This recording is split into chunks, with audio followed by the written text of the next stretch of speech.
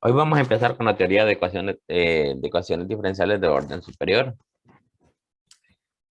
Tenemos aquí lo que es un problema de valor inicial, que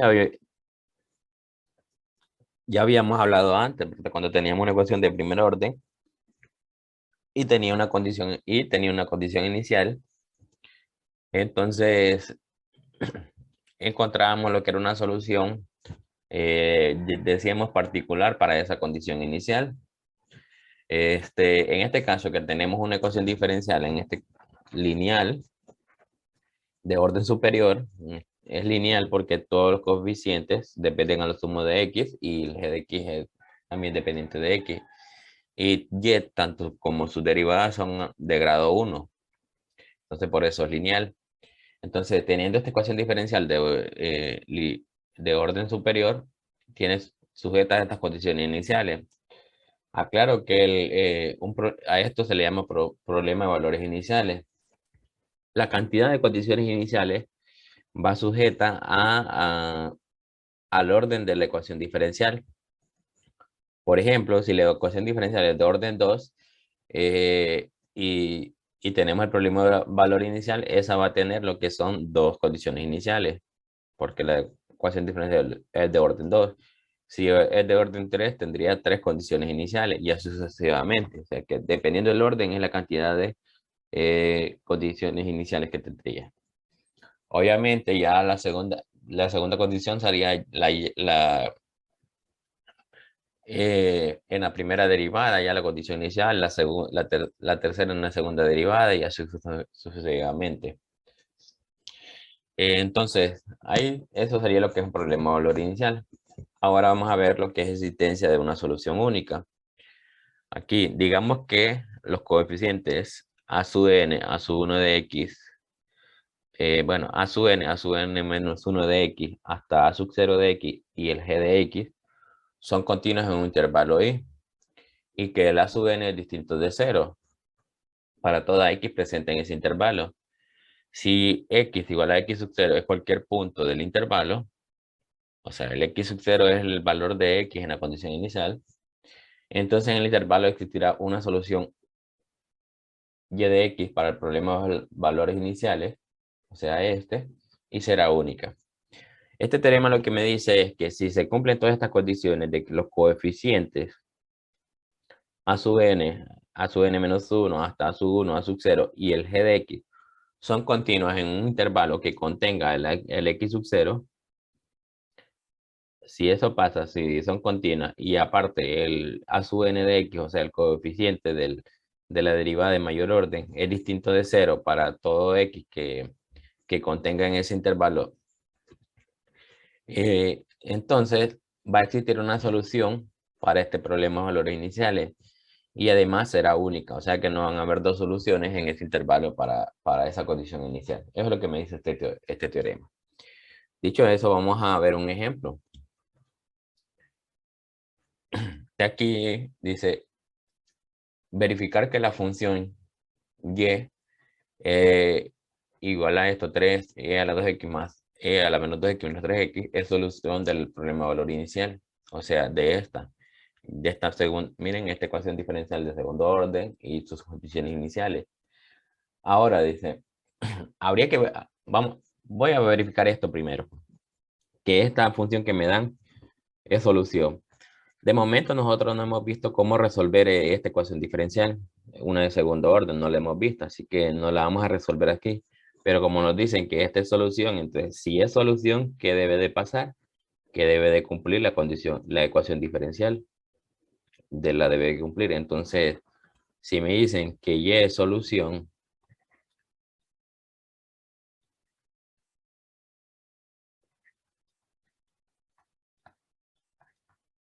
entonces la debe de cumplir. Entonces vamos a calcular todas sus derivadas. Y' y quedaría 6 por e a la 2x menos 2 por e a la 2x menos 3. Calculamos la segunda porque segunda derivada ahí, y' sería 12 por e a la 2x. Bueno, aquí es negativo. Y aquí sería más 4 y a la menos 2x.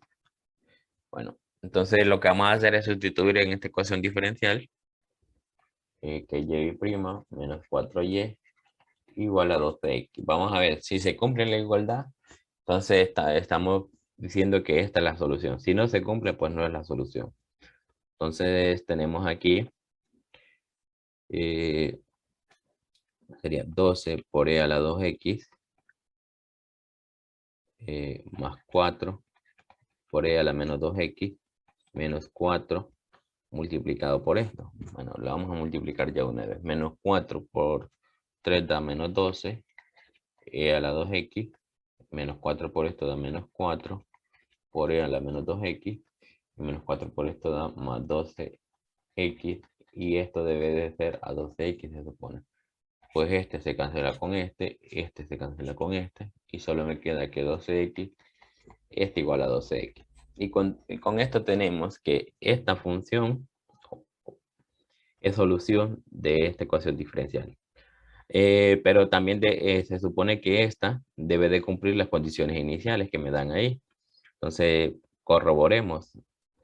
Miremos si evaluando y de 0, si me da que vale 4. Entonces, evaluando cuando x vale 0 quedaría 3, más cuando x vale 0 quedaría 1, y cuando x vale 0 quedaría 0. O sea que esto queda 4. Y efectivamente se cumple que y de 0 vale 4.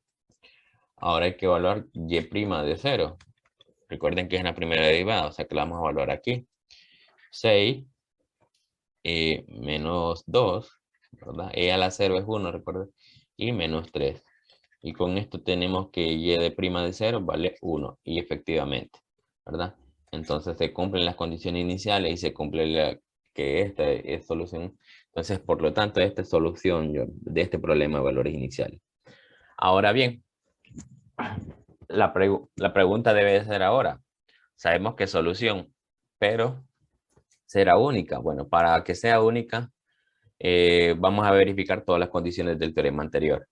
Entonces, para que sea única, los coeficientes de la ecuación diferencial y el g de x deben de ser continuos en en cualquier intervalo que contenga el 0. Entonces, vamos a ver. El coeficiente aquí es 1, aquí es menos 4 y aquí es 12x. Y ustedes saben, los constantes son continuos en todo intervalo. Y el 12x, como es una función lineal, es continuo en todo intervalo que contenga el 0. No hay un punto de discontinuidad ahí. Recuerden el teorema anterior me decía que los coeficientes tenían que ser continuos y el g de x continuo en intervalo. Entonces aquí 1 menos 4 y 12x son continuos en cualquier intervalo que contenga el 0. No hay discontinuidad ahí. Entonces, y además el coeficiente de la derivada que tiene mayor orden es 1, es distinto de 0 también en cualquier intervalo. Y con todo esto, que se cumple todas esas condiciones, con eso podemos decir que este y que me dan aquí es la solución única para este problema de valores iniciales en cualquier intervalo que contenga el 0. Eso nada más. Esto de este que tenemos un poquito de información, nada más de saber cuándo una solución puede ser única, nada más. Solo que se cumplan todas las condiciones, nada más. Bueno, ya aprobado eso, vamos a otra cosa aquí. Operadores diferenciales. En cálculo, la diferenciación se nota muchas veces mediante la letra mayúscula D. Es decir, que, por ejemplo, esta y' o d de y sobre d de x se representa de y. La d, prácticamente esto corresponde a d sobre d de x. Suponiendo que x la estamos tratando como la variable independiente, ¿verdad? La d representa esto, d sobre d de x. Si en caso t, por ejemplo, t es la variable independiente, pues sería d sobre d de t. A d se le conoce como lo que es operador diferencial. Por ejemplo, miren aquí la primera derivada de y con respecto a x se pone de y. La segunda derivada sería d cuadrado y. La tercera del cubo y. Esto ya es con solo ver esto, ustedes saben que esto representa la tercera derivada y así sucesivamente pueden decir cómo sería la de la cuarta, quinta y todo eso. ¿De qué nos va a servir esto de d? Bueno, al momento de nosotros cuando digamos a resolver sistemas de ecuaciones diferenciales, entonces vamos a necesitar escribir en forma de operador diferencial todas las ecuaciones diferenciales para resolverlo. Entonces aquí tenemos un ejemplo de una ecuación diferencial de segundo orden, cómo escribirla en forma de operador. Como bien tenemos segunda derivada, esto se puede escribir como d cuadrado por y, menos 4 por y prima, es que esto se escribiría como menos 4 por dy. Y esto como no tiene derivada, solo se escribe y nada más. ¿Y de qué nos va a servir escribir esto de operador diferencial aquí? Bueno, como hay y aquí, vamos a poder sacar factor común y dejar esto así, d cuadrado menos 4d más 1. Y ya cuando tengamos estas notaciones, nosotros ya en los sistemas vamos a poder resolver. Ahorita solo necesitamos el conocimiento de saber qué significa esa d, ¿verdad? Que es un operador diferencial. Miren esto es lo que representa, ¿verdad? Obviamente, si ya se lo aplico a una función que depende de x, ya lo puedo derivar, como el ejemplo que sigue aquí. Calcular d menos 1 por esto, o sea, calcular esto que está aquí. Entonces, vamos a ver. Sería d por 2 por e a la menos x más 4 coseno de 3x menos el seno de 3x menos todo esto por el menos 1, ¿verdad? Sería 2 por e a la menos x menos 4 por el coseno de 3x menos, bueno, más el seno de 3x. Esto que está multiplicado por la d significa que yo luego tengo que derivar. O sea, a esto lo derivo una vez, ¿verdad? Si en caso tuviera d cuadrado, significa que tendría que derivar dos veces todo este factor. En este caso que solo es d, tengo que derivarlo una vez nada más. Entonces, derivando negativo 2 e a la menos x, negativo, la derivada del coseno es menos seno. Por la derivada del argumento, que es 3, queda menos 12, seno de 3x, menos 3, coseno de 3x, menos, y esto solo lo copio. Esto no lo derivo, solo derivo lo que está multiplicando al operador. Menos 4 coseno de 3x, más el seno de 3x. Sumo lo que esté semejante aquí, este con este, se quedaría menos 4 y a la menos x. Seno de 3x con este, queda menos 11. Seno de 3x. Y este con este queda menos 7 coseno de 3x. Y ahí está calculado lo que es aplicarle este operador a esta función. O sea, aplicarle d menos 1 por esto. Entonces aquí recuerden que d significa derivar con respecto a x. Entonces si ya tiene algo multiplicándole con x, entonces lo que significa es que voy a derivar. Por ejemplo, si estuviese al cuadrado aquí, d menos 1 al cuadrado, ¿qué tendrían que hacer? De sacar lo que es este binomio al cuadrado, o sea que quede d cuadrado menos 2d más 1 multiplicado por eso, y entonces distribuyen a d cuadrado por esto, distribuyen a esto por esto y 1 por esto. ¿Qué va a pasar? Bueno, lo que quede d cuadrado por esto, derivarlo dos veces. Lo que quede esto por esto, derivarlo una vez. Y bueno, y el 1 sobre, y luego sumar todos los semejantes. Así es que eso cuando se le aplica lo que es un operador diferencial.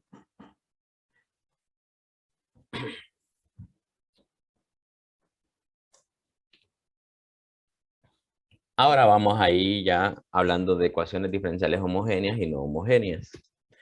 Ya esto ya no tiene nada que ver con lo que mirábamos allá de coeficientes homogéneos. Lo anterior es que cumplían una condición, ¿verdad? Los coeficientes. Aquí es, cuando hablamos de homogénea y no homogénea, es dependiendo a que está igualado a cero, la ecuación diferencial de orden superior. Si está igualado a cero se le llama homogénea y si no está igualado a cero se le llama no homogénea.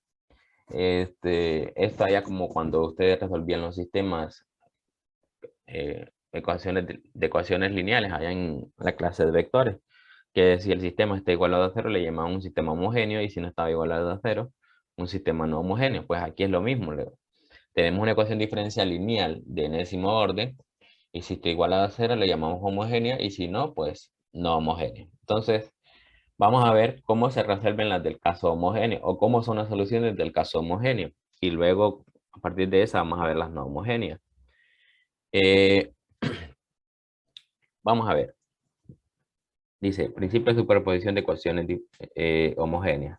Digamos que Y1, Y2 hasta Y sub k son soluciones de la ecuación diferencial homogénea de enésimo orden en un intervalo y. Entonces la combinación lineal, o sea, todo esto, como cada Y1, Y2 hasta Y sub k son soluciones, entonces hacemos una combinación lineal de todas esas soluciones. Entonces, esta combinación lineal también es una solución de esa ecuación diferencial. Antes de continuar, les quiero aclarar o, o recordar más que todo, es que, por ejemplo, si yo tengo una ecuación diferencial de orden 2, para esa ecuación diferencial existen dos soluciones. Si tengo una ecuación diferencial de orden 3, existen tres soluciones. Si es de orden 4, sea cuatro soluciones y así sucesivamente. Dependiendo del orden de la ecuación diferencial, eh, es el número de soluciones que tengo. O sea, antes solo resolvía de orden 1, ¿verdad? Entonces era una solución. Pero si ya es de orden 2, encuentro dos soluciones y así sucesivamente.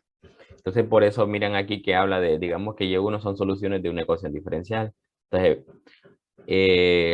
todas estas son soluciones y la ecuación diferencial es de enésimo orden. Así que, dependiendo del orden de la ecuación diferencial, tenemos la cantidad de soluciones. Entonces, suponiendo que tenemos una de orden 4, una ecuación diferencial y tenemos cuatro soluciones, entonces si yo hago una combinación lineal de esas cuatro soluciones, entonces esa combinación lineal también es solución de esa ecuación diferencial. Miren el ejemplo aquí. Aquí la ecuación diferencial es de tercer orden. Aquí al menos están dos soluciones de ellas, o sea, y1 igual a x al cuadrado y y2 igual a x al cuadrado por logaritmo de x. Entonces tenemos dos soluciones. Entonces, al hacer una combinación lineal de ellas, esta función que está como combinación lineal de las dos soluciones también es solución. También es solución. Esto es lo que me dice este teorema. Que si yo tengo tantas soluciones de una ecuación diferencial y hago una combinación lineal de ellas, entonces esa combinación lineal es solución, ¿verdad? Así como cada una es solución, la combinación lineal es solución. Así de sencillo. No me enfoco en qué es combinación lineal, porque si ya lo vieron allá cuando miraban espacios vectoriales en vectores, ¿verdad? Combinación lineal es que puede encontrar escalares, C1, C2 y todo eso, que puede hacer, ¿verdad? Todo está como sumas o, bueno, dependiendo de lo que valga C1 y C2 y todo eso. Entonces, esa es la combinación lineal, ¿verdad? Bueno, dicho eso de combinaciones lineales, vamos a ver algo ahorita de dependencia e independencia lineal que ustedes ya conocen. Allá hablaban ustedes de vectores linealmente dependientes o linealmente independientes, ¿verdad? Decían que con un conjunto de vectores era linealmente dependiente. Bueno, si la combinación lineal de ellos era igual a cero, si solo si las constantes eran diferentes de cero. Pues aquí se aplica el mismo principio, solo que ya con funciones. Decimos, se dice que un conjunto de funciones f1 de x, f2 de x, hasta f sub n, es linealmente dependiente en un intervalo si existen constantes c1, c2, hasta c sub n, diferentes de cero, de modo que esta combinación lineal se hace cero. Entonces, eso decíamos que era linealmente dependiente, o bueno, decimos que es linealmente dependiente. ¿Y qué va a ser linealmente independiente? Si esa combinación lineal no es igual a cero. O sea, si no es igual a cero, es linealmente dependiente. ¿Y de qué nos sirve eso? De dependencia e independencia lineal. Bueno, nos sirve para esto. Antes de ver esta definición, miremos esto. Digamos que Y1 y Yn son n soluciones de una ecuación diferencial lineal homogénea. de enésimo orden en un intervalo y, entonces el conjunto de soluciones linealmente independientes, si solo si este gaussiano es distinto de cero para x en intervalo. Aquí mencioné la palabra gaussiano. Miren, de y1, y2 ya está y sub n. ¿Qué es un gaussiano? Es un determinante. Este es un determinante. Esto nos va a servir para probar dependencia e independencia lineal de funciones. Entonces, ¿cómo es esto? Bueno, en la primera fila se ponen todas las funciones, ¿verdad? Las que quiero saber si su dependencia. Por ejemplo, f de 1, f de 2, hasta f de n. Y en la segunda fila van a ir la primera derivada, en la tercera fila la segunda derivada, en la cuarta fila la tercera derivada de todas las funciones, obviamente. Entonces, suponiendo que tengo dos funciones así, solo quiero calcular el gaussiano de f1 y f2. ¿Cómo sería el determinante? Pues sería en la primera fila la función y en la segunda fila la derivada de la función. Ese sería el gaussiano de dos funciones. O sea, si tengo dos funciones, el determinante es de 2 por 2. Si tengo tres funciones, f2 y f3, tres funciones, ya el determinante va a ser de 3 por 3. Sería la primera fila f1, f2 y f3. Aquí sería f1', f2', f3'. Y aquí sería la tercera fila, la segunda derivada, f1 bi', f2 bi', f3 bi'. Eso sería en el caso de tres funciones. En el cuatro funciones, pues sería un determinante 4 por 4. Lo único que va a ir agregándose es una cuarta fila de las terceras derivadas de cada una de las funciones. Y así sucesivamente van a calcular lo que es un determinante con este gaussiano. Entonces, el gaussiano, ¿de qué me va a servir? Según este teorema, me va a servir de que si el determinante es distinto de cero, entonces decimos que las funciones son linealmente independientes.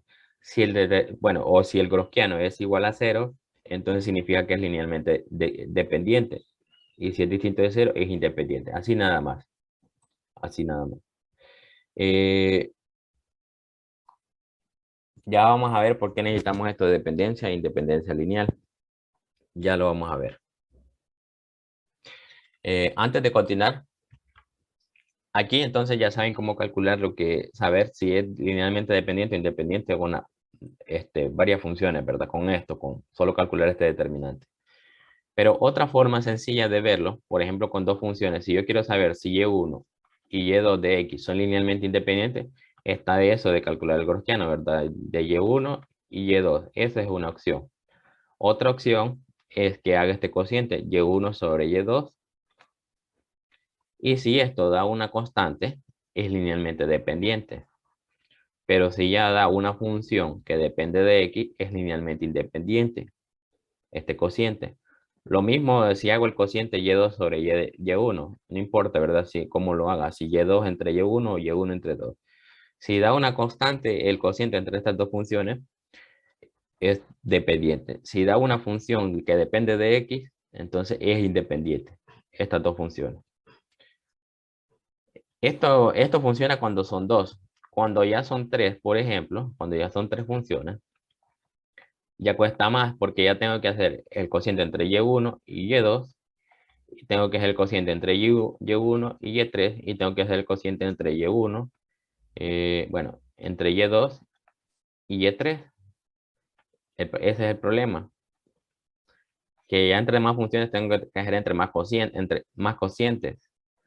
Y si son cuatro, pues ahí tengo que ir haciendo más cocientes. Entonces ahí ya se complica estar haciendo mejor calcular el gaussiano si son más funciones, ¿verdad? Entonces, por eso les digo yo que es ventajoso solo cuando son dos, hacer cocientes así nada más. De si son linealmente dependientes o independientes. Si no, pues el gaussiano lo van a hacer ese determinante. Continuamos entonces. Vamos a calcular un gaussiano aquí de estas funciones. Vamos a calcular el gaussiano de y1, y2 y y3.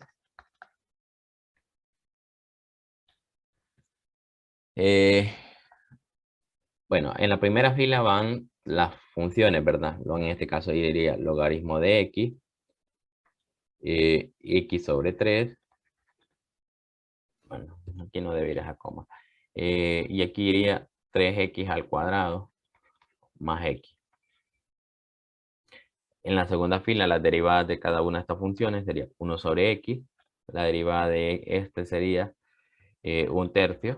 Y la derivada de esto sería 6x más 1. La derivada de 1 sobre x menos 1 sobre x al cuadrado. La derivada de 1/3 es 0. Y la derivada de esto es 6. Entonces aquí hay que calcular este determinante. Solo que con funciones, ¿verdad?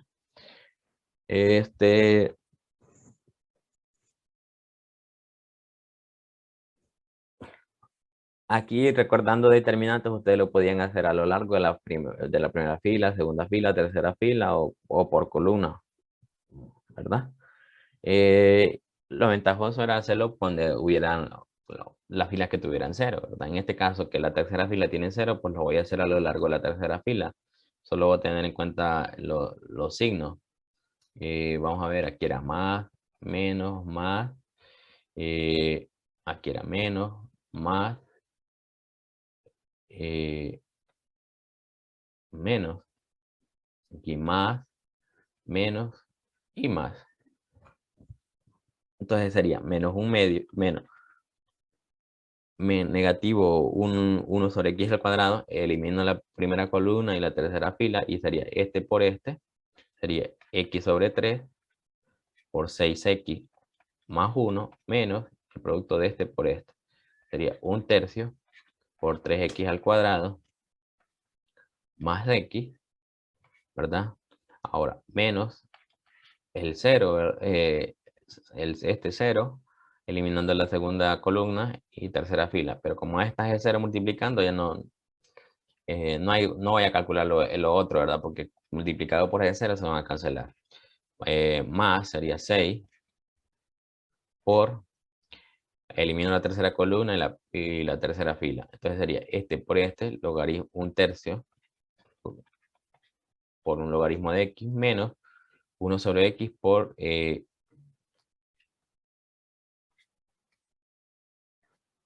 sobre 3. Vamos a ver entonces, menos 1 sobre x al cuadrado.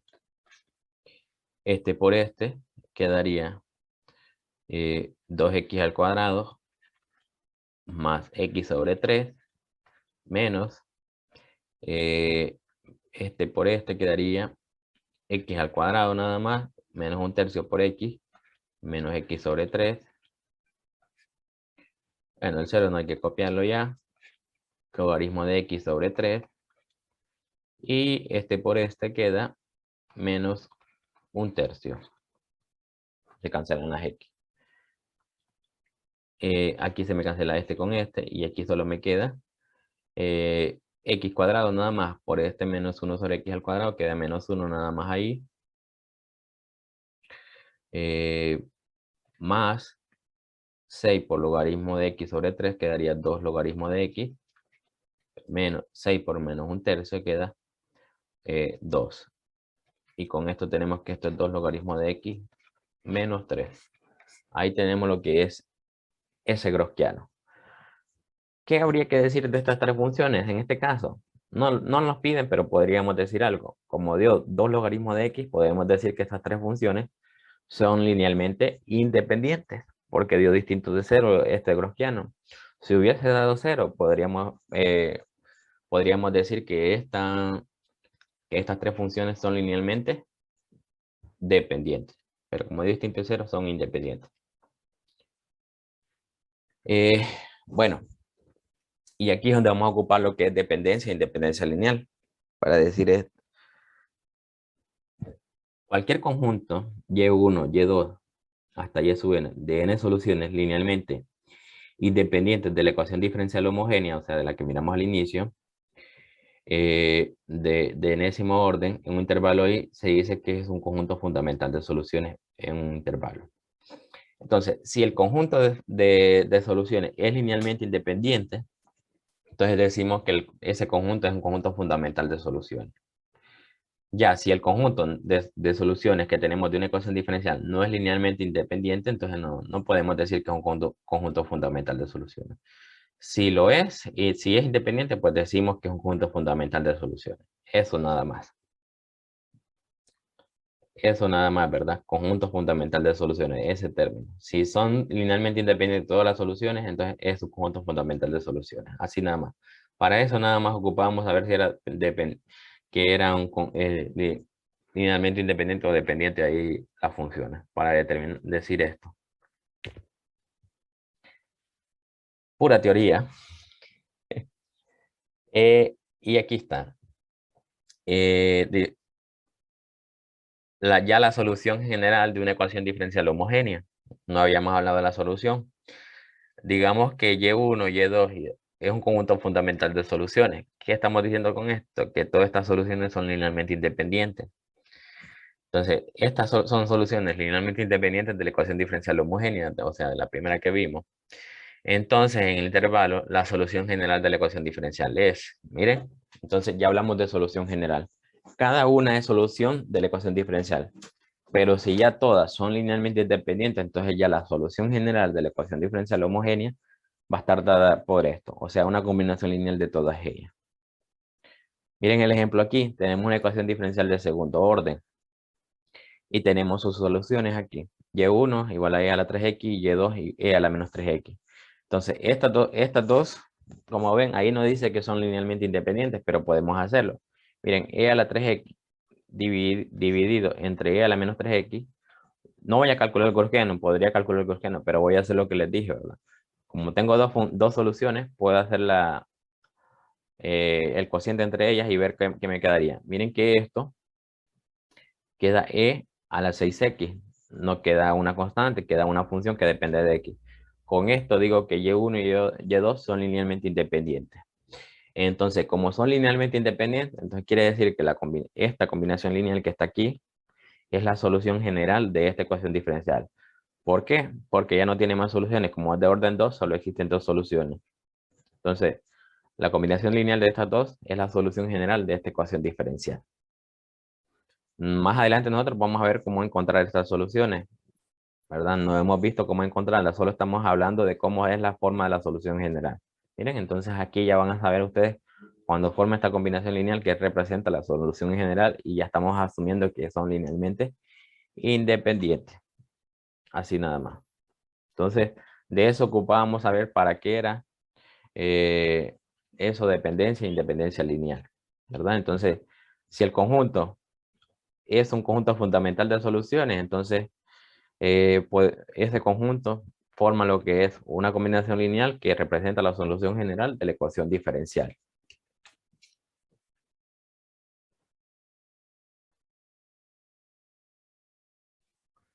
Bueno, hasta aquí es como resolver lo que es una ecuación diferencial lineal homogénea. Entonces ya saben, ¿verdad? Una ecuación diferencial homogénea, lo que se va a hacer es encontrar todas las soluciones de esa ecuación diferencial. Por ejemplo, en este caso, que está de orden 2, encuentro las dos soluciones que tiene. Y como ya las encuentro que son linealmente independientes, lo que hago es formar la solución general. Siempre vamos a hacer eso, formar la solución general. Y eso es el caso homogéneo. Ahora viene el caso no homogéneo. Eh, ya el caso no homogéneo. Recuerden que el caso no homogéneo era voy a volver atrás. Aquí. Vamos con este ahora. Eh, miren que el caso homogéneo, el no homogéneo, puedo aquí tener la misma ecuación diferencial que tenga aquí, solo que igualdad a distinto valor, ¿verdad? Ya distinto de cero. Entonces, para resolver esta, ¿qué vamos a hacer? Pues vamos a tener que resolver el caso homogéneo, o sea, cuando está igualado a cero, vamos a hacer doble el trabajo. Vamos a resolverlo cuando está igualado a cero y después vamos a resolverlo cuando esté igual al g de x. O sea, vamos a hacer doble el trabajo cuando sea este caso. Entonces, cuando resolvemos algo, cuando está igualado a cero, decimos resolviendo la ecuación diferencial homogénea asociada. asociada. Entonces resolvemos eso y vamos a hacer todo este trabajo que hicimos ahorita vamos a encontrar las soluciones linealmente independientes y vamos a encontrar la solución general. Y eso le vamos a llamar lo que es la solución de la ecuación homogénea asociada. Y qué es lo que viene ahorita. Miren que aquí ya la solución general va a estar dada por esto, un YC y un YP. A la YC se le llama solución complementaria y al YP la solución particular. El YC va a salir de resolver la ecuación homogénea asociada, o sea, de resolver el caso homogéneo. Y el YP va a salir, la solución particular va a salir de resolver la parte no homogénea. Y miren aquí, tenemos Y1, Y2, serían todos estos de lo que acabamos de ver ahorita, ¿verdad? La ecuación homogénea. Y ya el YP. Entonces vamos a ver ahorita cómo encontrar esa solución particular, o sea, el YP. Vamos a ver. Y aquí está este otro principio. El YP, lo voy a dar lectura y después les digo qué representa este teorema. Dice, digamos que YP1, YP2, YP son K soluciones de la solución particular de ecuación diferencial lineal homogénea. Perdón, lineal no homogénea. De enésimo orden, un intervalo I que corresponde a su vez a K distintas funciones G1, G2 hasta G sub K. Es decir, supongamos que YP sub I denota una solución particular de la ecuación diferencial correspondiente. Entonces, aquí tenemos la ecuación diferencial igualada a una función. Entonces, para esto, vamos a decir que encontramos un YP, un YP, un YP para esto. Entonces, si ponemos otra función, vamos a encontrar otro YP. Y si ponemos otra, encontramos otro YP. Quizás lo entiendan mejor así. Por ejemplo, supongamos que el caso que tenemos anterior lo tenemos igualado a X, lo tenemos igualado, la misma ecuación diferencial lo tenemos igualado a 1, la misma ecuación diferencial lo tenemos igualado a un exponencial a la 2x, por ejemplo. Para esta nosotros vamos a encontrar un YP1, para esta vamos a encontrar un YP2, o sea, una solución particular. Y para esto vamos a encontrar un YP3. O sea, para la misma ecuación diferencial igualado a distinta función, vamos a encontrar un YP. Pero, ¿qué pasa si nosotros ya tenemos esto? X más 1 más a la 2x. Entonces, cuando ya pasa esto, que la misma ecuación diferencial está igualada, miren, a la suma de todas estas funciones, entonces ya vamos a formar lo que es una solución particular que va a ser la suma de todos esos YP1. YP2 más YP3. Esto es lo que me dice este teorema. Entonces, que el YP se va a formar de todos a las funciones que esté igualada a lo que es la ecuación diferencial. Miren, si esta ecuación diferencial está igualada a G1 a G2, bueno, la suma de G1 más G2 más G3, entonces YP1 representa la solución de G1. YP2 representa la solución de G2 y así hasta G sub K. Entonces, así como lo puse aquí en el ejemplo, a esto representa, ¿verdad? Como YP1 representa la solución del caso no homogéneo para X, aquí YP2 para el caso no homogéneo para 1. Esto solo estoy poniendo un ejemplo, ¿verdad? Y sub P3 para el caso no homogéneo de Y a la 2X, entonces si yo tengo esta ecuación diferencial para esto, entonces mi YP particular, o sea, mi solución particular va a ser la suma de todas esas soluciones que tengo para cada una de esas funciones. Y algo bien interesante es que, por ejemplo, si YP1, bueno, si a lo que está igualado es una función lineal, mi YP1 va a ser una lineal. Si lo que tengo aquí es una función constante, mi YP1 podría ser una constante, ¿verdad? Si aquí es una ley exponencial, mi YP3 va a ser una exponencial. O sea, según la forma que esté igualado aquí, va a ser mi YP. Esto va a ser, según esa forma. Ahí lo van a ver ustedes con eso. Esto es lo que me dice el principio de superposición. Miren el ejemplo que sigue aquí, ahorita. Y que ya con esto terminamos. Miren que YP1 menos 4x al cuadrado es una solución particular de esta. Es una de esta. Miren la misma ecuación diferencial de aquí, solo que igualada a distintas funciones. El YP2 es solución particular de esta ecuación diferencial y YP3 es solución de esta ecuación diferencial.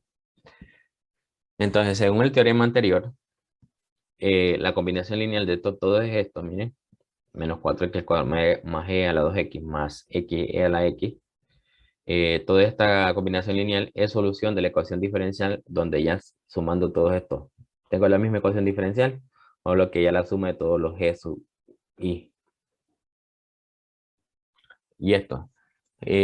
Otra nota importante de la solución complementaria y la particular. La complementaria siempre es la que llevan las constantes. C1, C2, C3, hasta C sub n. Y la YP, esa no lleva, ya son constantes, o sea, parámetros. No lleva parámetros. La particular no lleva parámetros. La única que lleva parámetros es la complementaria. Eso nada más. Y con esto ya está terminada lo que es la teoría para resolver ecuaciones diferenciales de orden superior. Entonces, ahí van a ver ustedes que vamos a tener que quitar dependencias lineales entre soluciones. Cuando sean linealmente dependientes, entonces vamos a tener que hacer eso de quitarla. Ahí van a ver cómo las vamos a quitar, va a ser bien fácil. Entonces, necesitábamos conocer cuando dos soluciones eran linealmente dependientes. Entonces, ya saben, ¿verdad? Pueden hacerlo mediante el Gaussiano. Es la forma general de saber si un conjunto de soluciones es linealmente dependiente o independiente. O si en el caso, si solo tienen dos funciones, pueden hacer el cociente entre ellas. Y si el cociente da una constante, es dependiente. Y si da una función que depende de x, es linealmente independiente. Así nada más. Entonces, eso es lo que necesitamos allá, ¿verdad? Y saber que es un Gaussiano porque también lo vamos a ocupar ahí para un tema. Calcular Gaussiano. Que quede bien, saber que es que calcular un Gaussiano. Y ya de calcular determinantes, ustedes ya lo saben, ya lo calculan como ustedes saben. Siempre, ustedes están acostumbrados a calcular a lo largo de la primera fila, ¿verdad? Yo a lo largo de la tercera lo hice por este cero que había, pero bien lo pude haber hecho y tiene que dar lo mismo. ¿Qué más de aquí? Importante. Operadores que lo vamos a ocupar cuando estemos resolviendo sistemas. También lo del operador diferencial. Entonces, son cositos, detalles que hay que tenerlos presentes ahí para los temas que siguen.